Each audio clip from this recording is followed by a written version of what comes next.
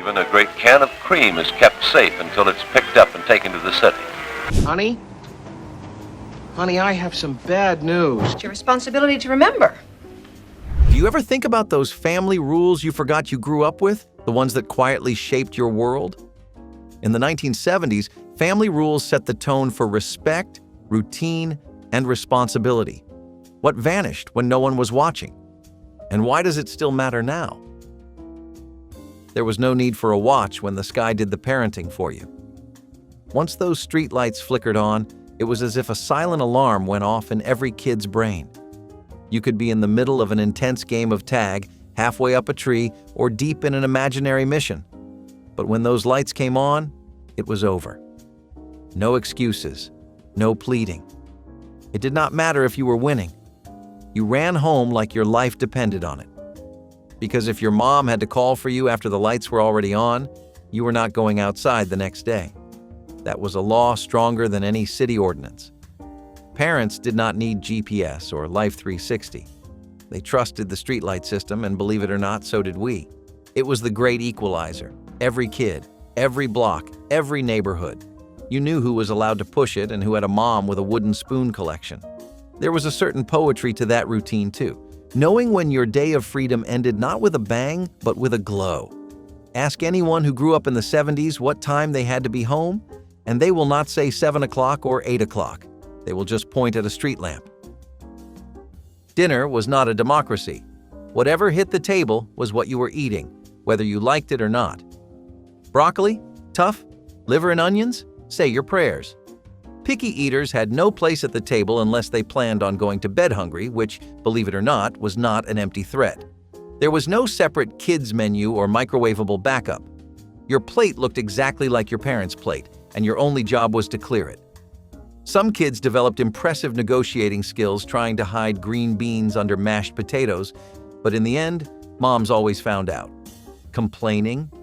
That was asking for trouble. A raised eyebrow from Dad was enough to turn a muttered gross into a sincere thank you. We are talking about a time when food was not taken for granted. Leftovers were planned. Casseroles were an art. And wasting anything was practically a sin. You respected the work that went into dinner because you saw it happen. Peeling, chopping, baking, and stirring while the news played in the background. Even now, there is something grounding about that memory. That moment when everyone sat down, the television was turned off, and you ate what was served. Maybe you did not love every bite, but you appreciated the ritual, and you learned that being full sometimes meant being grateful, not just satisfied. The television did not just magically turn on the second you got home. Watching TV in the 70s was a privilege, not a right. First, you had to earn it, and that meant chores, homework, and proving you could sit still without bouncing off the furniture. And even if you did all that, you still had to wait your turn. There was one television in the house, maybe two if you were fancy, and whichever room it was in. That was the room where everyone gathered. Parents had first dibs, always. If your dad wanted to watch the evening news or Bonanza, you were watching the news or Bonanza. End of story. Kids would hold on to the TV guide like it was a sacred scroll, planning out the week and praying no one else called the living room first. Cartoons? Those were only on Saturday mornings, and if you missed them, you missed them. No rewinds, no streaming. If you got to watch your favorite show after dinner, it felt like winning a prize. But behind that prize was a set of rules. Be helpful, be done with schoolwork, and do not sass back. Television was not a babysitter. It was a treat. And in some strange way, not having it whenever we wanted made us appreciate it even more. Those moments in front of the screen felt earned, deserved, and sometimes shared. When grown-ups were speaking, you waited. That was not just a family rule. It was gospel. You did not chime in. You did not shout over. You definitely did not tug on anyone's sleeve mid-sentence unless it was a code-red emergency, like someone bleeding or the house being on fire. Otherwise, you learned patience. Respecting adult conversations was about more than politeness. It taught you that you were not the center of the universe.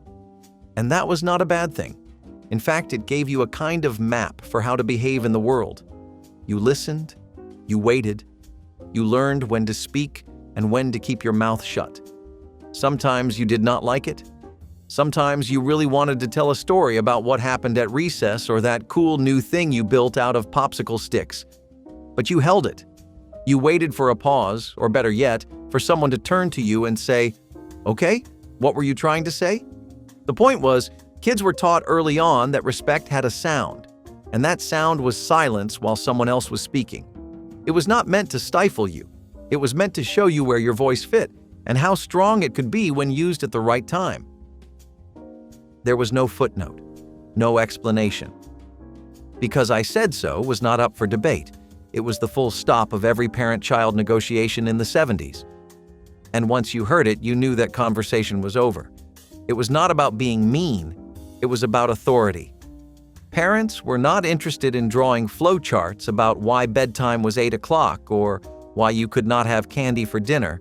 They had rules, and you followed them. Questioning those rules, that got you the look. You know the one. That mix of "do not test me" and "you're really going to push this right now?" Every kid heard "because I said so" and immediately felt the gravity of the moment. It was the verbal equivalent of a gavel slamming down. Sure, sometimes it felt unfair. Sometimes it made you stew in your room, staring at the ceiling, trying to think of comebacks that would never be spoken out loud. But in hindsight, it had its place. It created structure. It set boundaries. It reminded you that someone had to steer the ship, and it was not the 7-year-old in Scooby-Doo pajamas. And strangely enough, the finality of it brought a weird kind of comfort. At least you knew where the line was drawn. You could set your clock by it. 6 o'clock meant dinner, and dinner meant every single person at the table. No phones, no distractions, and no skipping unless you were in a hospital bed. It did not matter if you were playing outside or in the middle of your favorite show. When Mom called out that it was dinner time, you came running. The dining table was not just for food, it was for connection, for catching up, for hearing your dad talk about work even if you only understood half of it. It was where you heard family stories for the 10th time and laughed like it was the first. Sometimes it got loud, sometimes someone got scolded. But no matter what, it happened at 6, every day. It gave the day rhythm, like the closing note of a song. You might not remember every meal you had, but you remember the feeling of chairs scraping back, of plates being passed, of everyone being in the same room at the same time. These days, people eat at all hours, scattered between devices and to-go containers. But back then, dinner was a ceremony, a constant, and no one needed to say why it mattered. You just knew. Nobody got out of it. Chores were a family affair, and if you lived in the house, you pitched in. It did not matter how old you were. If you could walk, you could wipe something. Every Saturday morning started with a vacuum humming, a mop sloshing, or someone being told to take out the trash. There were no debates about fairness. If your name was on the chart or Mom said "your turn," that was it. You did it. And if you forgot, oh, she would remind you, probably with your full name. Some kids mowed lawns, others folded laundry, and everyone hated dishes. But you did them. Why? Because you were part of the team. You learned that homes did not run on magic. They ran on effort. Small hands sweeping the porch, emptying the lint trap, wiping down counters. It was not glamorous. It was not fun. But it taught responsibility, and more than that, it showed you what contributing looked like. It made you feel useful. It made you feel needed. Sure, you grumbled about it, but part of you liked knowing that Saturday was cleaning day. There was order in it, and when the house was clean and the chores were done, the reward was not just a gold star. It was the quiet pride of knowing you helped. Good manners were not negotiable. They were expected. You said please when you asked for something. You said thank you when you got it. Every single time. And if you forgot, you got the look. That sharp, raised eyebrow look from across the room that made you immediately blurt it out. Saying please and thank you was drilled into you from the moment you could talk. It was not just about being polite. It was about showing respect. Whether you were talking to a neighbor, a teacher, or the mailman, those two words were your passcode into being taken seriously. And if you rolled your eyes or said it with an attitude, guess what? You were saying it again, this time like you meant it. Parents did not play around with manners. It was their way of teaching you how to treat people, how to carry yourself, how to move through the world without acting like you owned the place. And honestly, it stuck. To this day, you probably still feel a little weird if you do not say thank you at the drive-thru. That is not just habit, it is muscle memory from a time when those words mattered more than you realized. If the phone rang after 9 o'clock, you knew something was wrong. Someone was in the hospital, or worse. Phones were sacred after dark. The living room phone sat on a table like a shrine, usually with a long spiral cord and a notepad for messages. If you were a kid, you did not touch it past 9. And if you did, you were in for it.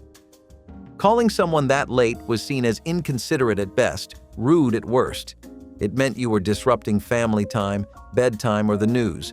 Back then, phones were not entertainment. They were tools, and tools had rules. You planned your social life during daylight hours. You called friends right after school. If you needed more time, you wrote a note, but no calls after 9. That was the line. There was no call waiting, no voicemail, no texting to say, "Sorry, I missed you." You either reached someone or you did not. And if you woke someone's dad up, forget about it. You might as well disappear for a week. It is wild to think how much power that little dial phone had, just sitting there, reminding you to mind your manners and the hour. You did not just show up at home with a friend in tow. That was a one-way ticket to hearing your mom's angry company voice. You know the one. The fake cheerful tone followed by a whisper yell in the hallway.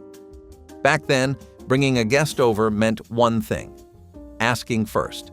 That applied even if it was your best friend, even if they lived next door, even if they were just stopping by. The house had to be company ready, which meant at least one person was frantically wiping down a counter or fluffing pillows. Parents did not like surprises. They had routines, and your social life was not one of them. Asking permission taught more than just respect. It taught awareness. It told you to consider other people's space, time, and mood. It also meant your friend might get a yes or a hard no. Either way, you took it. There was no door slamming or guilt tripping. And if you were lucky enough to get a yes, you followed more rules. No running in the house, no yelling, and absolutely no going into your parents' bedroom. But even with all that, getting to hang out felt earned, special. Like the house had temporarily turned into your own clubhouse, with permission, of course. Breaking something in a 1970s household was not just a clumsy accident. It was a full-blown event.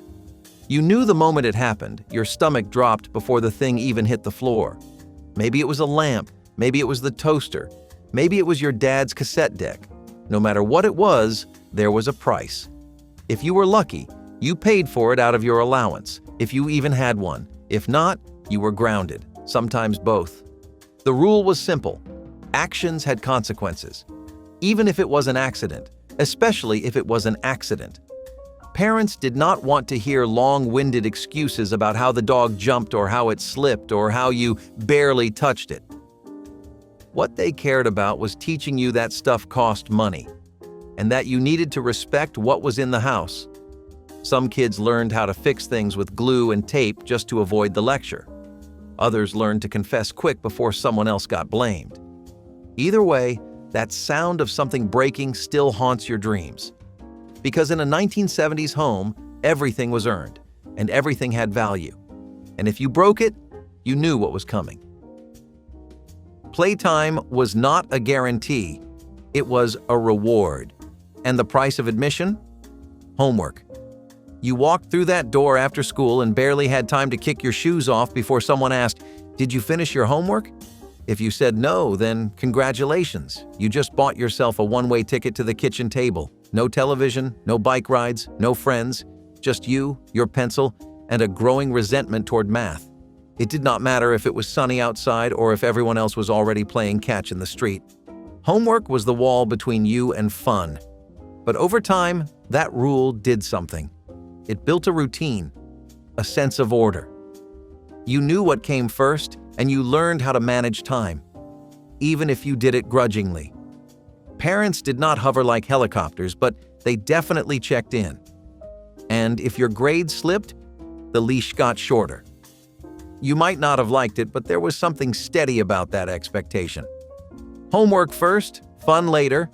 Finish what matters before chasing what is easy. And honestly, it worked. You learned how to focus, how to earn rest, and how to enjoy free time without guilt hanging over your head. Back in the 1970s, the family phone was practically a sacred artifact. Usually stuck to the kitchen wall with a curly cord longer than your arm, it was the heartbeat of the house. But it came with rules, starting with this one. Do not hog it. One phone meant one line. That meant if you were on it, no one else could use it. No one could call in. No one could call out. So if you were yakking away with your best friend about what happened at recess, you better wrap it up quick, especially if your mom was waiting for a call from the doctor, or your dad was expecting a work update, or your sibling was already glaring at you with crossed arms and a tapping foot. Everyone had a turn, but no one got unlimited time. And forget about privacy. Those phone calls were public. Anyone within earshot could hear every "uh-huh" and "no way" you uttered. It taught you to be brief, be polite, and most of all, share. No one needed a timer or a parental lockout. You learned quickly that if you wanted time on the phone, you had to be mindful of everyone else's. Phones were about communication, yes, but also cooperation. You could think it. You could mumble it under your breath. But talking back out loud? That was a risk most kids only took once. The rule was ironclad. When an adult spoke, you listened. And if you had a problem, you dealt with it quietly. Rolling your eyes? Dangerous territory. Saying, "That's not fair," or "You're wrong?" Brace yourself. Talking back in the 1970s did not get you a debate, it got you a consequence. Parents were not looking to argue with you. They were looking to raise you. And part of that meant learning respect, not just for them, but for how to handle frustration. That kind of discipline might feel strict by today's standards, but back then, it was just how things worked. You learned to pick your battles. You learned to cool off. And maybe, over time, you learned how to speak your mind without turning it into a showdown. No talking back did not mean silence forever. It meant waiting until you could speak calmly and respectfully. That rule was less about power and more about teaching you to think before you spoke. A lesson a lot of adults today still need. If your parents were hosting a dinner party or visiting relatives, you already knew the rule. Be seen, not heard. That meant no interrupting, no making a scene, no running around the room with your arms flailing like a wild animal. You sat quietly, smiled when spoken to, and kept your hands to yourself. Sometimes you got to sit at the grown-up table, but often you were shuffled off to the kids' table, which was basically exile with crackers. But you did not complain. That was just how it was. Adult conversations were not your business, and you were not there to be entertained. You were there to behave. It was not about being invisible. It was about learning how to carry yourself in a room that was not about you. You listened, watched, and waited for the car ride home to ask questions. Sure, it felt boring sometimes. And yeah, you probably zoned out halfway through a discussion about taxes or yard work, but those moments taught you how to observe, how to read a room, how to be part of something without making it about you. And honestly, that is a skill more valuable than most people realize. Tattling was the fastest way to lose credibility in a 1970s household. If you ran to your parents every time your sibling looked at you funny or someone skipped their turn, you got labeled real quick, a tattletale. And nobody wanted that. The rule was clear. Only tattle if someone is hurt, in danger, or breaking something serious. Otherwise, work it out. Parents wanted you to solve your own problems, not turn every squabble into a federal case. It forced kids to navigate tough moments without always leaning on someone bigger to handle it for them. You learned how to balance fairness with independence, even if it meant getting a little scraped up emotionally now and then.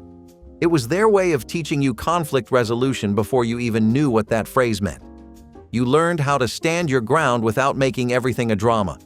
You learned when to let it go. And you learned the difference between real issues and petty complaints. Because if you tattled about every little thing, your voice lost weight. But if you spoke up only when it mattered, people listened. That balance was key. And somewhere between the scraped knees and sibling rivalries, you figured it out. You learned when to speak and when to just roll your eyes and move on. First names were off the table. If you were talking to an adult, it was Mr., Mrs., or maybe Miss, followed by their last name. No exceptions. This rule was drilled into every kid's head, and for good reason.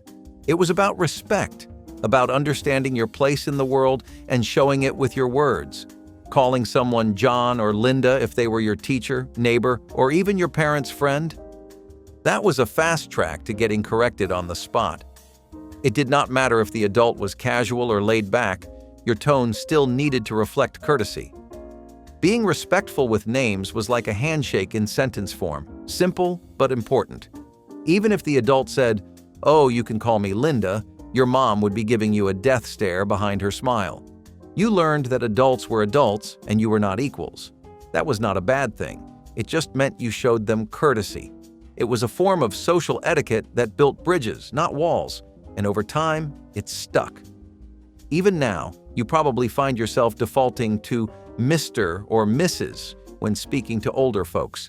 That is not just habit, it is a signal, one that says, "I see you, I respect you, and I was raised right." You finished your food, pushed your plate away, and stood up, only to hear, "Where do you think you're going?" That was the reminder, the rule. You did not leave the dinner table without asking. "May I be excused?" became the magic words. Sometimes the answer was yes, sometimes it was not yet. But asking was non-negotiable. It was not about control, it was about respect. The table was a shared space, not a revolving door. Dinner was not over just because you were done eating. Even if your plate was clean and your mind was on cartoons, you sat until the moment felt right. Learning to wait was about understanding that family time mattered more than rushing into your own world. It was about being present, even if you were bored out of your mind while your parents talked about bills or weather. You stayed until everyone had eaten, or until you were told you could go. It taught you patience, taught you that your time was not more important than anyone else's.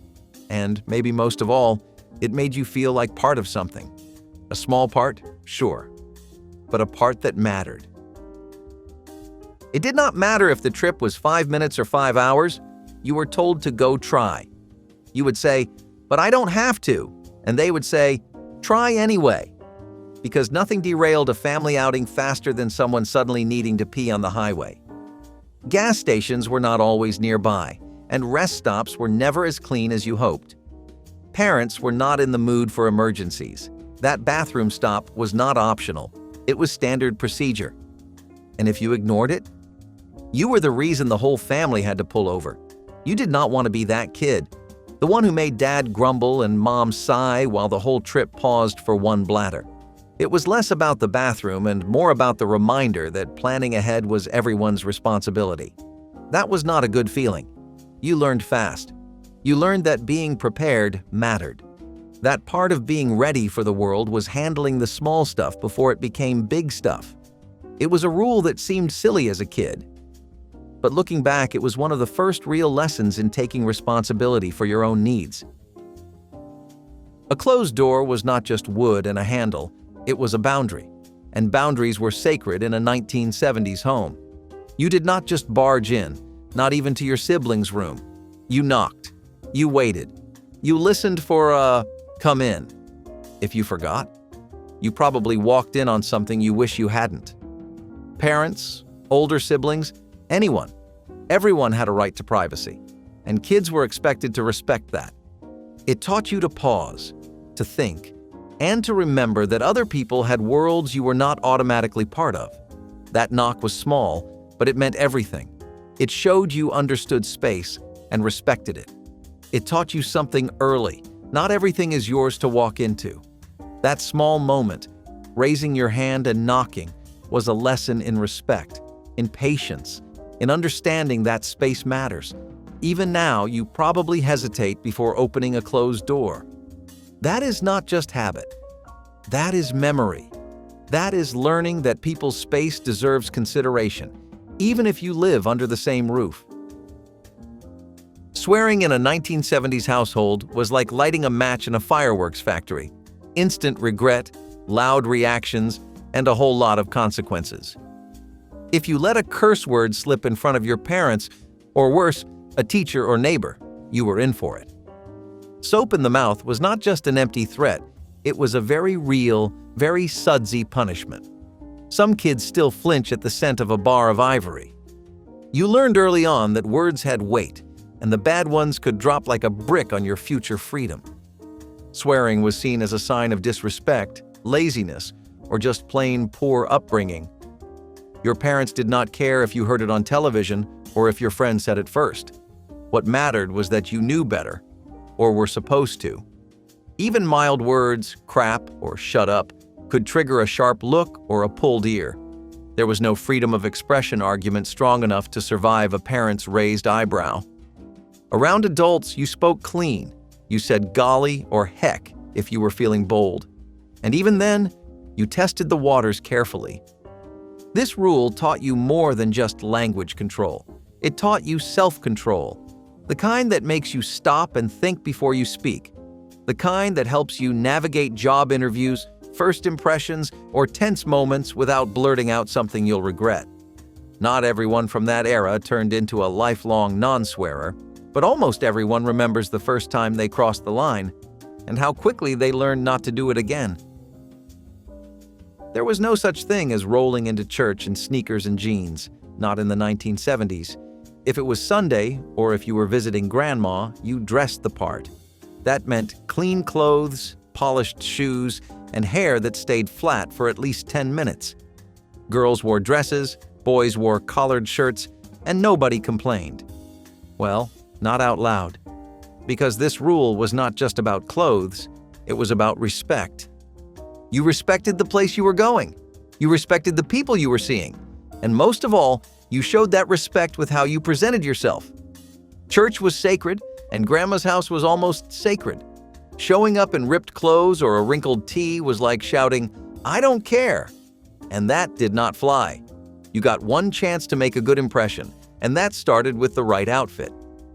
Your Sunday best was not always fancy or expensive. Sometimes it was just the least stained pair of pants and the sweater that only came out for special occasions. But when you put it on, you knew it meant something. You stood up straighter. You walked a little prouder. It was a small ceremony, this act of getting dressed with care, and it told you that some moments in life deserved more effort. Even now, that mindset lingers. You probably still feel a twinge of guilt walking into a formal event underdressed. That is not just old habit. That is memory stitched into fabric, passed down one neat button at a time. Patience was not just a virtue in the 1970s, it was a survival skill. If you wanted to use the phone or watch your favorite show, you waited. No bargaining, no cutting in, and no whining unless you wanted to move yourself further down the list. With one phone in the kitchen and one television in the living room, you were part of a household system built on turns. You waited for your siblings' hour-long conversation to end. You waited for your dad to finish the nightly news. It was frustrating, yes, especially when you knew your show was starting in 3 minutes or your friend was waiting for you to call them back. But you learned the rhythm. You paced the hall. You practiced what you were going to say when you finally got the line. And when it was your turn, you made it count. Waiting your turn taught more than how to queue up. It taught fairness. It taught empathy. It reminded you that the world did not revolve around you and that sharing space meant respecting someone else's time. You became an expert at reading the room, how close someone was to hanging up, whether that commercial break meant you could sneak in a quick channel flip. These lessons sneak into adulthood without you realizing. You let people finish their sentences. You give others the floor. Because deep down, part of you still remembers that curly cord wrapped around your finger and the thrill of finally hearing someone say, "Okay, it's your turn now." Homes were not racetracks. No matter how much energy you had or how exciting the game was, running in the house was off limits. The rule was clear, and the consequences swift. One loud stomp, one shattered lamp, or one near miss with the coffee table, and you were done. You got the warning once, maybe twice. But after that, it was grounding, scolding, or being volunteered for extra chores. It was not just about noise, though there was plenty of that. It was about safety, about respect for the space and the things in it. Houses were full of sharp corners, breakable items, and unpredictable adults walking out of hallways. Running indoors was asking for disaster. Parents knew it. You learned it the hard way. Maybe you knocked over a vase. Maybe you collided with your sibling in a hallway showdown. Whatever it was, you remembered it. Not because it hurt, but because of the lecture that came after. This is not a playground. Take it outside. If you want to run, there's a backyard. And so you adapted. You tiptoed. You jumped only on the shag rug. You became a ninja at moving quietly, especially after bedtime. That rule planted something in you, an awareness of surroundings, a sense of space, and a respect for boundaries, physical and otherwise. Even today, there's something comforting about the silence of a still house, something that says, "This place matters. Walk, do not run." The couch was sacred. It was the centerpiece of the living room, the throne of after-dinner relaxation, and the stage for Saturday morning cartoons. And if there was one rule everyone followed, it was this: no shoes on the couch. None. Not even if you just ran inside for a second. Not even if your shoes were not that dirty. Shoes came off at the door, or you found yourself on the receiving end of a serious stare. The rule was not just about cleanliness, though muddy soles certainly played a part. It was about respect for the home, for the furniture, and for the people who cleaned up after you.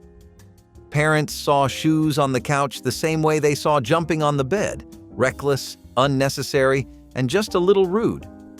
That couch had a lifespan, and shoes were not helping it get there. It became a ritual. You flopped down after school, shoes off first, watching a movie with the family. Shoes stayed on the floor, and if a guest dared break the rule, you felt a secondhand panic so strong you wanted to shout, "Hey, not on the cushions!" These small habits became second nature, a quiet sign of care, a reminder that comfort and respect can live in the same room. Even now, you probably find yourself checking your feet before settling in, just in case. That is not just etiquette. That is muscle memory from a time when the couch was more than furniture. It was home. You ever hold a notebook and feel like it was burning your hands? That was a slam book. It looked innocent. Lined paper, spiral binding, maybe a few stickers. But inside, chaos. Questions like, who's the cutest? Who has the worst breath? What's your biggest secret? Filled every page. And the answers? Anonymous. Or so we said. You knew who wrote what. You always knew. It was petty and thrilling, like a middle school soap opera you could carry in your backpack. Every page turned felt like peeling back the layers of someone's real thoughts, sometimes yours. Passing that book around during lunch or between classes felt like handling a live bomb. One wrong answer, and friendships were over. But you still read every page. You had to, even if it hurt, even if it was about you, especially if it was about you. And if your crush wrote something about someone else? Heartbreak. Right there in blue ink. Slam books were messy, mean, and magnetic. They lived in backpacks and lockers and sometimes disappeared for weeks, only to reappear with 20 new entries. Teachers hated them. Parents feared them. But for a moment, they were everything. They held the drama of a whole semester. You remember this. Madonna was not asking for permission. She was taking space. Big space. Space no woman had dared occupy quite like that before. When Like a Virgin hit the airwaves, it was not just a pop song. It was a dare, a mirror, a cultural detonation. In the 1980s, Madonna redefined what a woman in music could be. She was sexual, smart, and unapologetically loud. Her fashion made people stare. Lace gloves, layered crucifixes, fishnet tights. Every girl in the mall tried to look like her. Every parent feared she would corrupt their daughters. But Madonna was not just style. She was a movement, feminine, brash, and powerful. She broke the rules because the rules were not made for her. She made pop music into protest. Every hit came with controversy, and every outfit carried a message. Over time, people forgot that Madonna was not always accepted. She fought her way into the spotlight, and in doing so, she lit the path for every female artist who followed. Today, when boldness feels choreographed, it is easy to forget when it was dangerous. Madonna made that danger feel like freedom. When did we decide women had to behave to be respected? One click, a soft whir. Then, the quiet magic of an image developing in your hand. In the 1970s, Polaroid cameras were revolutionary. For the first time, anyone could take a picture and see it immediately. No darkroom, no waiting. Just you, your moment, and proof it really happened. Families passed around fresh photos like treasure. Kids waited breathlessly for the image to appear. Lovers captured Sunday mornings. Friends documented wild nights. There was something deeply personal about holding your memories before they were even dry. And no filters, no edits, just reality, messy, beautiful, and real. Polaroids were pinned to bulletin boards, slid into wallets, taped to fridges. They lived with you. They aged with you. They meant something. Today, we have endless images, but none of them feel quite as permanent or precious. With Polaroids, every shot counted. Every frame had weight, and maybe that is what we miss most. Not just the photo, but the feeling that moments matter. Pong was not just a video game, it was the crackling start of a digital age no one saw coming. In a darkened arcade or a wood-paneled basement, a small white square bounced between two rectangles, and it felt like the future had arrived. In the 1970s, Pong introduced children and adults alike to the very idea that machines could play back. It was slow, it was simple, but it was hypnotic. One button, one dial, endless tension. Could you angle it just right? Would you miss by a pixel? It was a battle of nerves and reflexes, disguised as a tennis match. It pulled people in, not with explosions, but with the thrill of control. Friends huddled around the console, taking turns, arguing over high scores. The beeps and boops became as familiar as laughter. Parents were skeptical. They thought it was a toy. But it was more than that. It was a shift. A quiet signal that entertainment was moving from the television to the interactive screen. Pong turned passivity into play. It made you active, involved, part of the story. And though games today are more complex, more realistic, more everything, none of them gave you the feeling Pong did, that this blinking pixel was somehow alive, that you were in the game. And for the first time ever, the screen played back. There was no group chat, no endless scrolling. If you wanted to be social, you went to the mall. That was the rule. You got dropped off with $10, maybe $20 if your parents were feeling generous, and you made it last. You walked in with your friends, hit the food court, then circled back 3 more times like it was some sort of sacred ritual. You did not need a plan, just vibes. Sometimes you bought nothing. Sometimes you bought pretzels and a $5 necklace that turned your neck green. That was the mall experience. Arcades, music stores, that one kiosk with lava lamps and mood rings. Everything smelled like cinnamon and new clothes. You tried on outfits you could not afford, sprayed too much cologne at the tester wall, and took glamour shots in the photo booth. You checked out the cute kids from school and hoped they saw you first. It was freedom and boredom rolled into one. You spent hours doing absolutely nothing, and it was perfect. Your ride came at 6, and when the car pulled up, you swore you had not been there that long. But you had, and you loved every minute of it. You remember this. Suddenly you could walk. No cord, no limits. The cordless phone felt like science fiction. You picked it up, walked to the backyard, and still had a signal. It had an antenna, sure, but it was freedom. You could talk while pacing. You could leave the room. You could go upstairs. For the first time, you were not stuck by the kitchen wall or the living room phone table. The battery died fast, though, and when it beeped, you panicked. If you lost the handset, good luck. You tore apart couch cushions like it was a rescue mission. And if someone else picked up the other phone in the house, you still heard that echo. But it did not matter. You were mobile now. You could whisper into the handset while your parents watched television and no one knew who you were talking to. The cordless phone was a rite of passage. You remember flipping the base open. You remember the static. You remember this. Before tablets, before streaming, before every show on earth was one click away. There was only one place to be on a Saturday morning. In front of the television, cereal in hand, pajamas still warm from bed. The screen would light up with the thunder of Thundercats, the roar of He-Man, the transforming crash of Autobots. These were not just cartoons. They were our best friends, our imaginary adventures, our emotional security blankets. For 2 golden hours, the world made sense. You cheered, laughed, and learned the kind of values that grown-ups forgot to teach: justice, teamwork, heroism, and most of all, fun. These shows were loud, animated love letters to a generation who needed a break from reality. And when the credits rolled and your mom called you to get dressed, it was like waking up from a dream. The ritual was so sacred, networks competed with one another like gladiators for your sleepy-eyed loyalty. Then, quietly, it all faded. Saturday morning cartoons disappeared, replaced by talk shows and infomercials. Now, we watch on demand, anytime we want. But it is not the same, because we did not just watch those shows, we waited for them. And in the waiting, we found something real. Before SoundCloud, before YouTube, before social media fame, there were bedrooms turned studios and dreams pressed onto tape.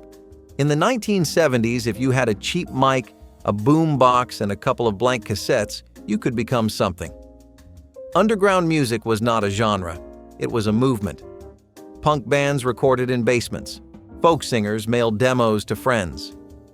Zines spread word of new voices and sounds through mailboxes, not algorithms. There were no managers, no marketing plans, just talent, grit, and a belief that someone, somewhere, wanted to hear you. People hand-dubbed copies of their music and passed them around at shows or sold them at school. Every tape had hiss, glitches, and personality. The packaging? Handwritten. Maybe a photo glued to the cover. You could feel the artist's fingerprints on every inch. It was imperfect, but it was real. Today, we are flooded with polished perfection. Back then, it was about raw expression. You made art because you had to, not because you hoped to trend. The cassette culture was not just a medium. It was a rebellion, a community, a fight for authenticity in a world that was starting to get a little too glossy. And maybe that fight is worth remembering. Before trading cards became high-stakes business and digital downloads replaced bubblegum comics, there were Wacky Packages. Small, sticky, and hilarious, these stickers were everything a kid needed to feel like they were part of something clever. They parodied real brands, Cap'n Crud cereal, Crust toothpaste, and poked fun at the everyday items in your kitchen. For children of the 1970s, they were rebellion in cartoon form. You could stick them on lockers, notebooks, lunchboxes, anywhere adults would frown and kids would laugh. It was satire before you even knew the word.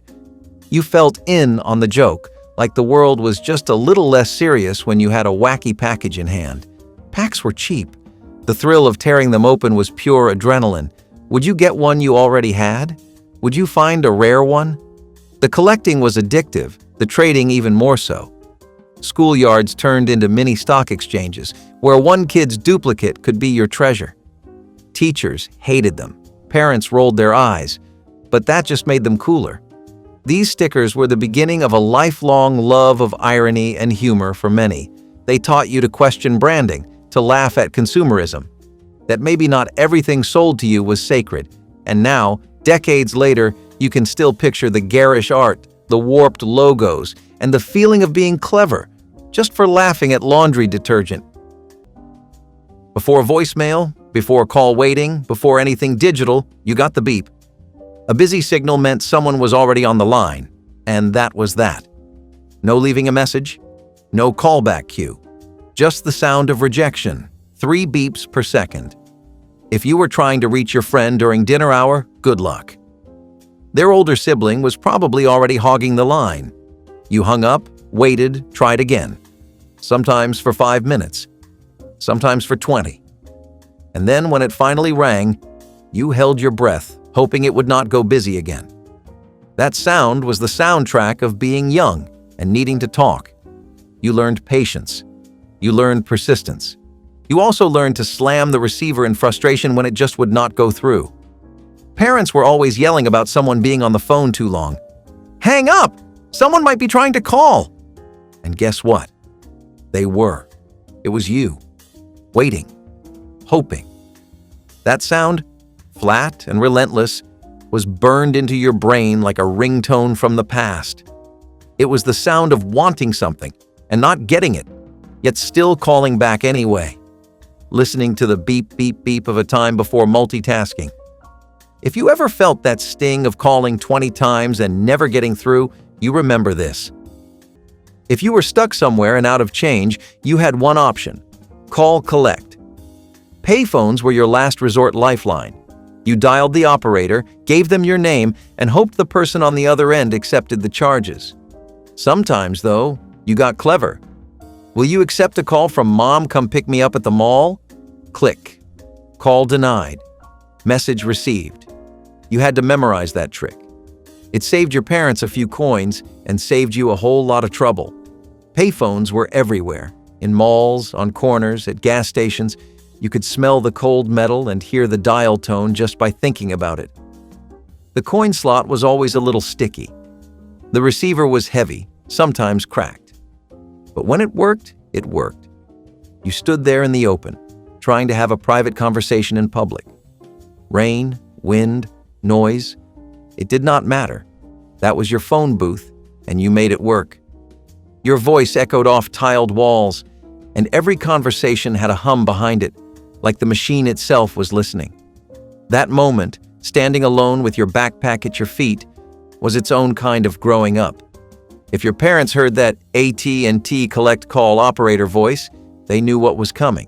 And when they picked up anyway, you felt saved. Calling collect was not glamorous, but it was yours. You remember this. You could hear it before you saw it. That cheerful blip-blip melody echoing from a darkened corner of the local arcade. Then you saw the screen. A little yellow circle with a hungry mouth chased ghosts in a neon maze, and just like that, the world changed. PacMan was more than a game. It was a full-blown epidemic. Kids skipped lunch to play it. Parents dropped quarters like candy. Radio stations played songs about it. There were t-shirts, breakfast cereals, and even a cartoon series. It was not just fun. It was addictive. And it did something almost no other game had done before. It welcomed everyone. You did not have to be into space battles or dragons. You just had to know how to move and survive. Simple. Genius. And for many, unforgettable. PacMan became the face of a new era, a digital era. The 1980s were the first time video games truly felt like culture, and this chomping little pixel creature led the way. As consoles took over and arcades faded, PacMan lost his spotlight. But the mark he left was permanent. He taught us that a game could be more than entertainment. It could be identity. When was the last time a circle made the whole world spin? You could not miss it. The 1970s did not care for stiff collars or pressed slacks. It was a decade where fashion rebelled in every direction. Bell-bottoms, crop tops, denim jackets, tie-dye, flowing skirts, and no bras in sight. You could walk into a grocery store barefoot and no one would blink. Schools loosened their grip. Workplaces eased up. Suddenly, expression trumped etiquette. Clothes became loud, soft, bright, ragged, whatever you wanted them to be. Fashion was not dictated by glossy ads. It was discovered at thrift stores, passed down from older siblings, or made at home with scissors and hope. There was no one look. There were thousands. Everyone seemed to be trying something. Maybe failing, but trying. It was messy, but honest, and freeing. Today we have trends, influencers, and curated closets. But back then, you wore what felt like you.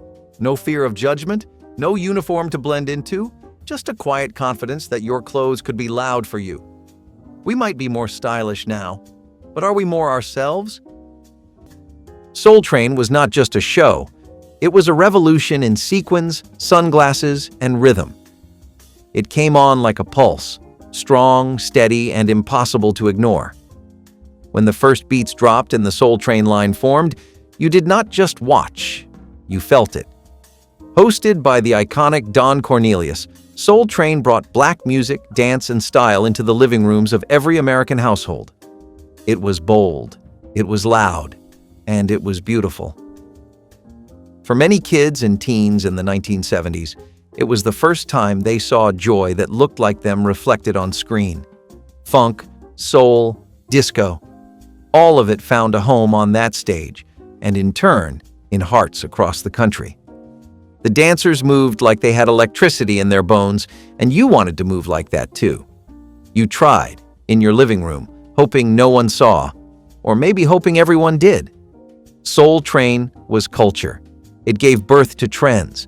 It dared you to dress with flair, to walk with rhythm, to be unapologetically cool.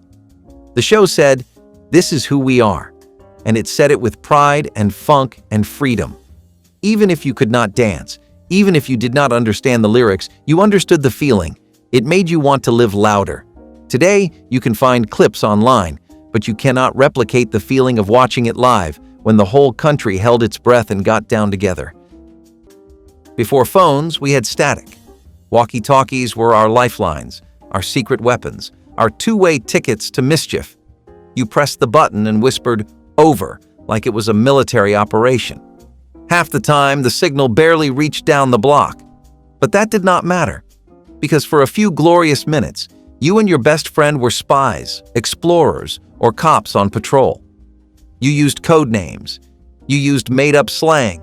You hid in bushes and whispered mission updates. And when your battery started to die, that fading buzz made everything feel urgent. Sometimes you just said dumb stuff to hear it echo through the air. "Do you copy?" "Yeah, I copy." And then you would both laugh like it was the funniest thing in the world. Interference was part of the fun. Static, weird radio bleed-in, mystery voices, it all added to the magic. You kept the walkie in your pocket, clipped to your belt or under your pillow at night just in case. They were bulky, battery-hungry, and barely functional. But they were yours. And in that moment, nothing beat pushing that talk button and knowing someone was out there, listening. You remember this. Saturday mornings were sacred. You got up early, not because you had to, but because you wanted to. You grabbed a bowl of sugary cereal the size of your head and plopped down in front of the television. The house was quiet, just you and the glow of the screen. Cartoons came in blocks, with the same theme songs, the same bad commercials, and the same weird joy. You knew the order by heart. If you missed the first show, your whole day felt off. These were not just shows. They were rituals, pajamas still on, blankets wrapped like a cocoon. You yelled at the screen. You laughed too hard. You mimicked voices in the mirror later. The best ones had catchy songs and outrageous characters that stayed with you the whole week. You talked about them on Monday like they were part of your friend group. Parents knew not to schedule anything before noon. This was your time. And if a sibling changed the channel mid-show, World War III. The commercials were for toys you could not afford and snacks you were not allowed to have, but you watched anyway. Because the point was not what you watched. It was how it made you feel, alive, present, happy. You remember this. It was small, square, and maddening. The Rubiks Cube took over the 1980s like a brainy little virus, impossible to solve, harder to put down. Originally invented in Hungary in the 1970s, it exploded into the United States like intellectual wildfire. Every school desk had one, every locker, every coffee table, and everyone thought they could beat it until they tried. It was not just a toy, it was a statement, a challenge, a social flex. Can you solve it? Was the question of the year. And if you could, you were royalty. Kids timed themselves, adults pretended not to be frustrated, and puzzle competitions became legitimate televised events. There was something deeper going on too. It was the Cold War, the space race, the computer age, and the Rubiks Cube fit right in. Order from chaos, logic over emotion. It felt futuristic, clean, brilliant. Then, slowly, it vanished from center stage. Too hard, too humbling, too analog. But those colorful little squares still sit in drawers, waiting to remind us of the strange joy in solving something impossible. Sometimes you do not need a screen. You just need 6 sides and a little bit of patience. Nature was not an excursion. It was your backyard, your escape, your everyday. In the 1970s, kids built forts in the woods, caught frogs in creeks, and came home with dirt under every nail. You did not need a guidebook or a permit. You just went. Parents did not ask where, and you would not have known how to answer anyway. You were not trying to get grounded. You were already in the ground, climbing trees, jumping rocks, wading through poison ivy without a second thought. Nature was not a classroom. It was a kingdom. No sunscreen, no hydration plan, just freedom. Exploration was a birthright, not a weekend event, and it built something in us. Resilience, curiosity, respect. Today, access to nature feels like a luxury. Locked gates, expensive gear, screens that convince us we have seen it all. But nothing replaces the smell of wet soil after rain, the sound of wind in tall grass, the feeling that you are the only person for miles, and maybe, for a moment, you were. The Brady Bunch was not just a sitcom. It was a mirror held up to a hopeful America, one that wanted to believe that everything broken could be blended. A widow with 3 sons, a widower with 3 daughters. Together, they made a perfect mess of a family. For children of the 1970s, this show was more than after-school television. It was comfort. It was order. It was the dream of getting along even when everything changed. You saw yourself in Jan's jealousy, Greg's swagger, or Cindy's innocence. The shag carpet, the avocado kitchen, the tic-tac-toe lawn, it was all so vivid, it practically lived in your memory. It made divorce and remarriage look easy, even fun. It was not about realism, it was about possibility. The show taught you how to talk through feelings, even if the solutions were wrapped up neatly in 25 minutes. It taught you that families were not defined by blood, but by how hard you were willing to try. You sang along with the theme song like it was scripture. You knew that no matter the problem, school, dating, hair, there was always a resolution. It made growing up feel a little less scary, and when you look back now, maybe it was too perfect. But in a world that often felt messy, the Brady house gave you a place to believe that everything, somehow, could work out. There was a time when we were all human contact lists. You knew your home number, your best friend's number, your crush's number, and the pizza place 2 blocks over. You had to. There was no look it up button or digital backup. Your brain was the backup. If you were really serious, you wrote it all in a little address book, one with bent corners and ink smudges that lived near the phone.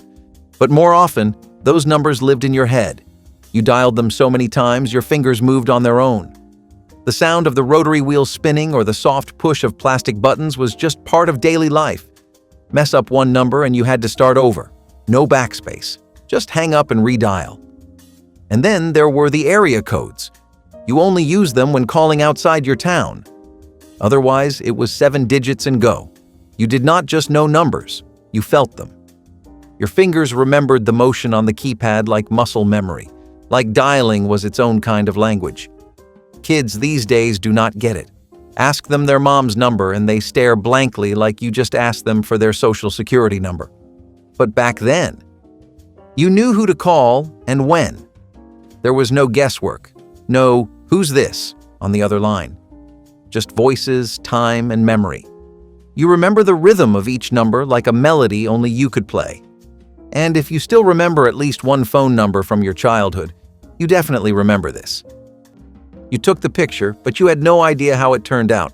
That was the gamble. Film cameras had no screen, no preview, just a little window and a whole lot of trust. You finished the roll. 24 exposures, maybe 36 if you splurged. You wound it back by hand. Then came the real journey.